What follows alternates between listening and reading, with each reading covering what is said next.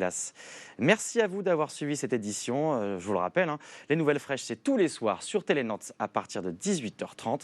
À très vite, très bonne soirée.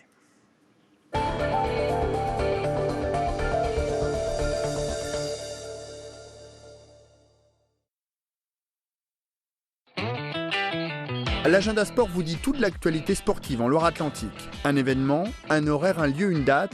Chaque mardi, retrouvez l'agenda sport sur Télé Nantes et télénantes.com.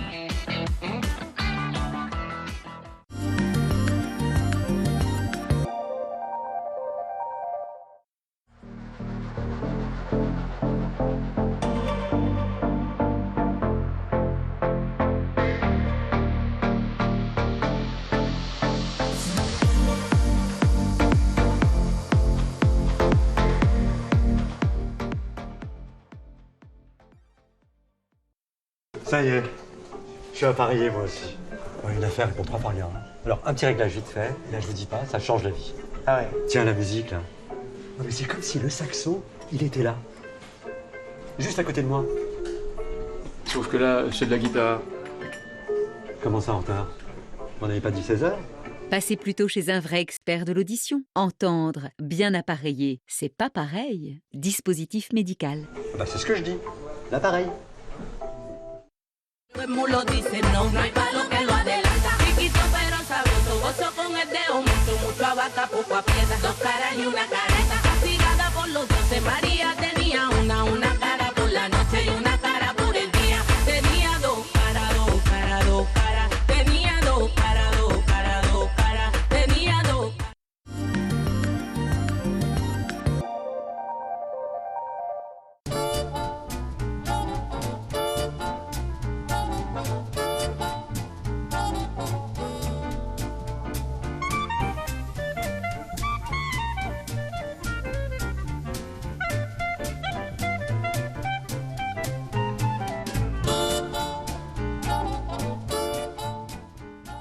La météo avec Cash Express. Cash Express, achat et vente d'objets d'occasion. Cash Express, Nantes Centre-Ville.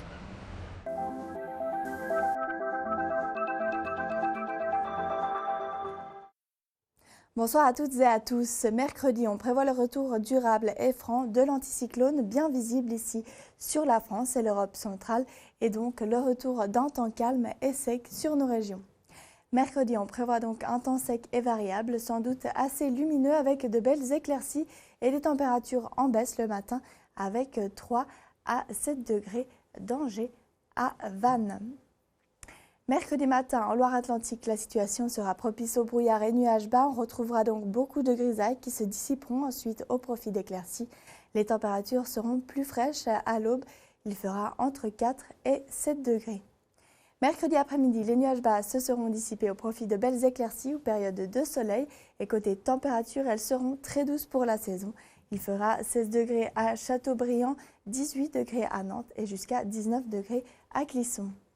Notez que des vents de sud à sud-est faibles, autour de 30 km/h, souffleront sur la région et les coefficients de marée seront en baisse, soit de 45 à 40. La tendance à Nantes avec encore des brouillards ou grisailles suivis d'éclaircies jusqu'à lundi. Le temps sera donc calme et sec, mais sous des températures en baisse. Il fera effectivement 8 degrés lundi à Nantes. Idem pour Saint-Nazaire, on passera de 17 degrés vendredi à 8 degrés lundi prochain. Demain, nous perdrons 3 minutes de lumière et fêterons les Sidoines. Très bonne soirée sur Télé Nantes.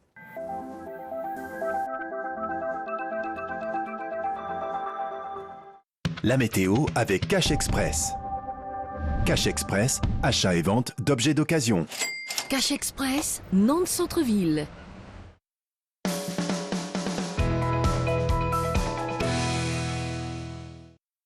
Bonsoir à tous et bienvenue si vous nous rejoignez en direct sur Télé Nantes, vous le savez, à 18h47 tous les jours. Et c'est l'heure de votre rendez-vous chez vous, Anaïs Michaud, par la découverte d'un quartier, d'une commune du département. Et cette semaine, elle vous emmène dans la commune de Trignac, près de Saint-Nazaire. Après la communauté Emmaüs hier, visite aujourd'hui des anciennes forges qui datent du 19e siècle. Et chez vous, épisode 2 à Trignac, c'est tout de suite sur Télé Nantes. Votre émission avec le lycée professionnel privé Le Mal, labellisé lycée métier de la relation client à Saint-Nazaire.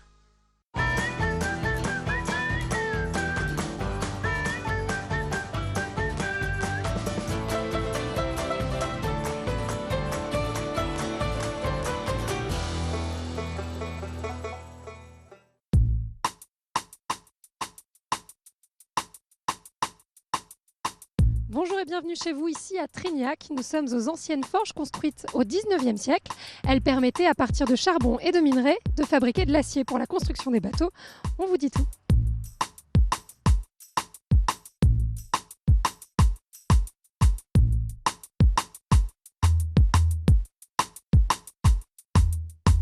Nous sommes avec Géraldine Joignot. Bonjour Géraldine. Bonjour Anaïs. Vous êtes la présidente de l'association La Belle Industrielle. Oui, tout à fait. Et nous sommes sur un superbe site industriel, le site des anciennes forges de Trignac. Exactement, nous sommes en plein cœur des anciennes forges. Donc c'était un énorme site à l'époque. Exactement, alors le site au départ quand il a été construit. En quelle année à peu près ? 1879, le début. Et en fait, il couvrait à peu près 90 hectares. Et aujourd'hui, il n'en reste plus que 2 à peu près. Donc, ça peut paraître déjà monumental comme ça, mais en fait, c'est rien par rapport à ce que c'était à l'époque. Voilà, exactement. En fait, ça allait presque de la commune de Saint-Nazaire, donc Méan, qui à l'époque appartenait à Montoire, jusqu'à dans la ville de Trignac. Voilà, exactement. Il y avait combien de personnes qui travaillaient sur un site comme ça ? 2000 personnes à peu près, et puis après jusqu'à presque 4000. Et en fait, c'est vrai qu'au début, donc en 1879, normalement, ce n'était pas le site qui avait été retenu pour la construction des forges. En fait, il devait être sur la commune de Méan. Et puis pour des problèmes financiers, ça n'a pas été fait au niveau de l'acquisition des terrains. Donc du coup, ils se sont rabattus ici.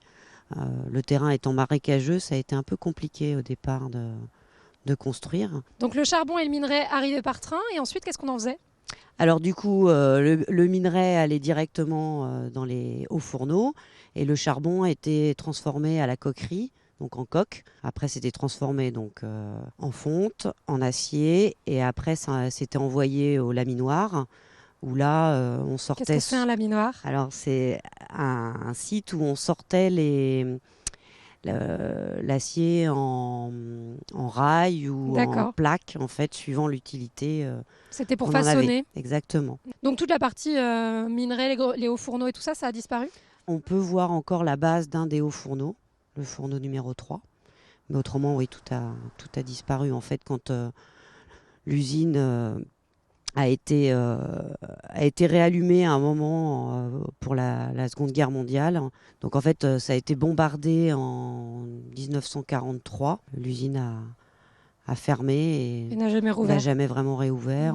Et à partir de 1947, elle a été démantelée jusque dans les années 60. Donc au départ, ils ont récupéré ce qu'ils pouvaient pour le mettre dans d'autres usines. Et au final, il y a une partie des bâtiments qui a été détruite. Donc il ne reste aujourd'hui que cette partie-là.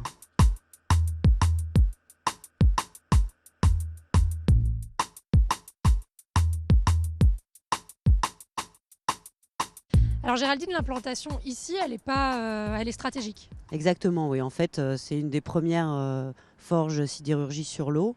Et en fait, ils ont décidé de l'installer ici par rapport aux besoins des chantiers navals au début de la construction de la marine en fer. Parce qu'avant, ça se faisait plutôt là où il y avait de la matière première, en fait. Exactement. Soit on implantait au lieu de l'extraction du minerai ou au niveau de l'extraction du charbon.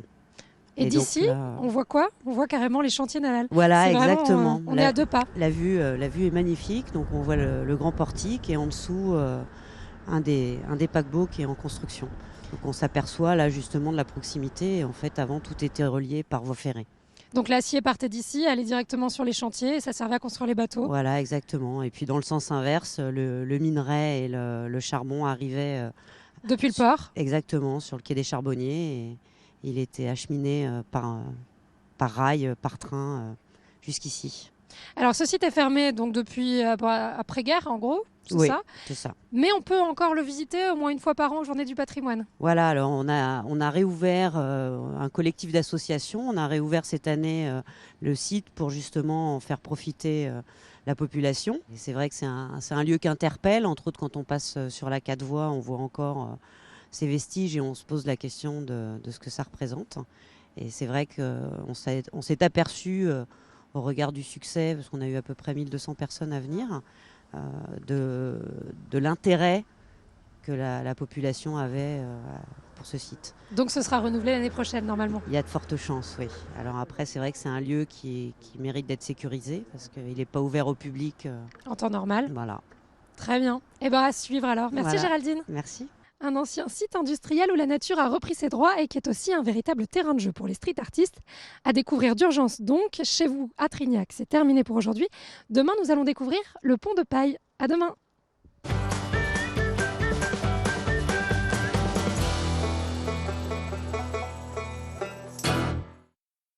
Votre émission avec le lycée professionnel privé Le Mal, labellisé lycée métier de la relation client à Saint-Nazaire.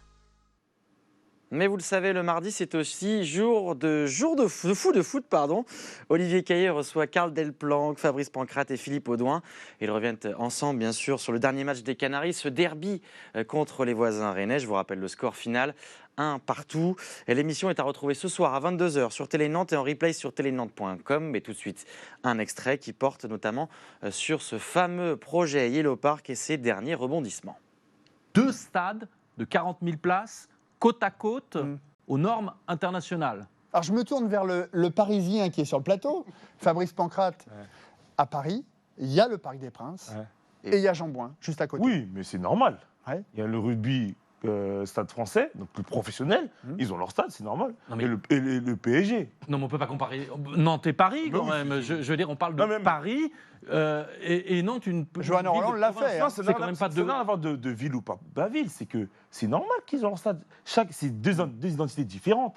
Il y a un club de rugby, un club de foot. Là, si tu m'as dit qu'il y avait un club de rugby Nantes qui joue à la Beaujoire ou professionnellement dans le top 14, et le FC Nantes, c'est peut-être l'idée dans les années à venir. Hein. Mais... Nantes n'a pas besoin de 2 stades de 40 000 places, c'est pas possible. Ça vous énerve. Autant à Paris, ça peut se concevoir. Et j'apporterai en plus une deuxième nuance. Jean-Bouin à Paris, c'est 20 000 places. Oui. Le Parc des Princes, c'est 45 000. Là, on parle de 2 stades. Allez, pas 40 000, on va parler de 30, 40 000 places pour chaque stade. Là, le débat n'est pas sur le fait qu'il soit côte à côte, le stade, et en comparaison à Paris. C'est même pas comparable. C'est l'identité. Là, c'est qu'on construit un nouveau stade et le projet de logement qui était prévu est abandonné, ou soi-disant abandonné. Ça vous a surpris?